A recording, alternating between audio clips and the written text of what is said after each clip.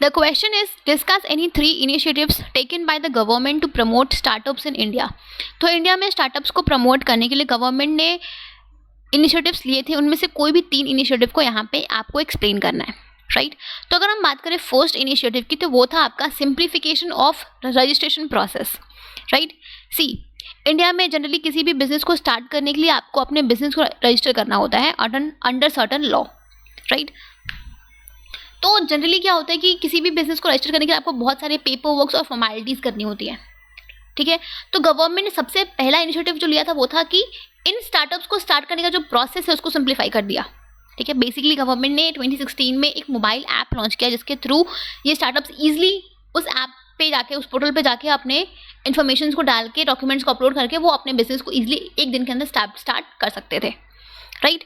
तो basically government ने in short in startups को स्टार्ट करने के प्रोसेस को सिंप्लीफाई कर दिया, रजिस्ट्रेशन के प्रोसेस को सिंप्लीफाई कर दिया, जहाँ पे स्टार्टअप्स ईजिली 1 डे के अंदर अपने सारे रजिस्ट्रेशन की फॉर्मेलिटीज़ को पूरा करके अपने बिजनेस को स्टार्ट कर सकते थे। प्लस गवर्नमेंट ने एक सिंगल विंडो बनाया जहाँ पे जितना भी आपका प्रोसेस इन्वॉल्व होगा रजिस्ट्रेशन में, वो सब एक विंडो पे ही हो जाएगा। मीन्स आपको अलग अलग जगह दौड़ने की जरूरत नहीं है, आपका रजिस्ट्रेशन, अप्रूवल, सब कुछ एक जगह पे ही हो जाएगा, राइट। तो गवर्नमेंट ने ये एक काम किया था कि गवर्नमेंट ने स्टार्टअप्स को स्टार्ट करने के प्रोसेस को सिंप्लीफाई कर दिया था, ठीक है। मोबाइल ऐप, एक पोर्टल लॉन्च करके जहाँ पे एक दिन के अंदर सारे आपके रजिस्ट्रेशन की फॉर्मेलिटीज़ कंप्लीट हो जाएंगी, ठीक है। सेकेंड स्टेप था आपका इनकम टैक्स एग्जेम्पशन, जो कि एक बहुत अच्छा इनिशिएटिव था। इनकम टैक्स एग्जेम्पशन, गवर्नमेंट ने क्या बोला कि ये जितने भी स्टार्टअप्स आपके एलिजिबल हैं अंडर स्टार्टअप इंडिया स्कीम, उन स्टार्टअप्स को फॉर द फर्स्ट 3 ईयर्स के लिए अपने इनकम के ऊपर, अपने प्रॉफिट के ऊपर टैक्स पे करने की ज़रूरत नहीं है, राइट। तो सेकेंड इनिशिएटिव जो लिया था वो था कि इन स्टार्टअप्स को अपने प्रॉफिट पे, अपने इनकम पे for the first 3 years tax पे करने की ज़रूरत नहीं है, वो अपने उस प्रॉफिट को अपने बिजनेस में यूटिलाइज कर सकते हैं, ठीक है। And the third was your capital gain exemption. Capital gain exemption, capital gain मतलब क्या होता है कि आपको अपने एसेट्स के ऊपर जो गेन, जब आप अपने एसेट्स को बेचते हो तो उसके ऊपर जो आपको गेन होता है उसको हम बोलते हैं कैपिटल गेन। लेट्स से कि आपने एक लैंड परचेज करी फॉर 10 लाख रुपीज़, राइट।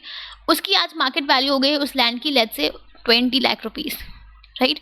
तो जब आप इस लैंड को बेचोगे आज तो उसकी कीमत 20 लाख रुपए में बिकेगी वो, राइट। तो ये जो आपको 10 लाख का गेन हुआ है इसको हम बोलते हैं capital gain. This is your capital gain, right. Assets को लिक्विडेट करने के बाद जो आपको उस पर गेन होता है, एसेट्स को बेचने के बाद जो आपको उस पर गेन होता है उसको हम बोलते हैं कैपिटल गेन। तो गवर्नमेंट ने ये बोला कि ये जो स्टार्टअप्स हैं इनको जो कैपिटल गेन होगा उसके ऊपर भी उनको टैक्स पे करने की जरूरत नहीं है for the first 3 years. For the first 3 years ना ही अपने प्रॉफिट पे टैक्स पे करेंगी ना, ठीक है, ना ही अपने इनकम पे टैक्स पे करेंगी, ना ही अपने कैपिटल गेन पे टैक्स पे करेंगी। आप अपने उस पूरे गेन को, पूरे प्रॉफिट को अपने बिजनेस में यूटिलाइज करो प्रॉपर्ली, अपने बिजनेस को स्टैब्लिश करो, सेटअप करो। क्लियर। तो ये आपके कुछ इनिशिएटिव्स थे जो गवर्नमेंट ने इंडिया में स्टार्टअप्स को प्रमोट करने के लिए लिए थे। इसके अलावा गवर्नमेंट ने 10,000 करोड़ का फंड्स भी अनाउंस किया था स्टार्टअप्स के लिए, 500 करोड़ का क्रेडिट स्कीम भी अनाउंस किया था, ठीक है। तो ऐसे बहुत सारे इनिशिएटिव्स हैं जो गवर्नमेंट ने लिए थे, उनमें से आपको कोई भी 3 इनिशिएटिव्स आपको यहाँ पे एक्सप्लेन करने हैं, ठीक है। So I hope the question is clear. Okay.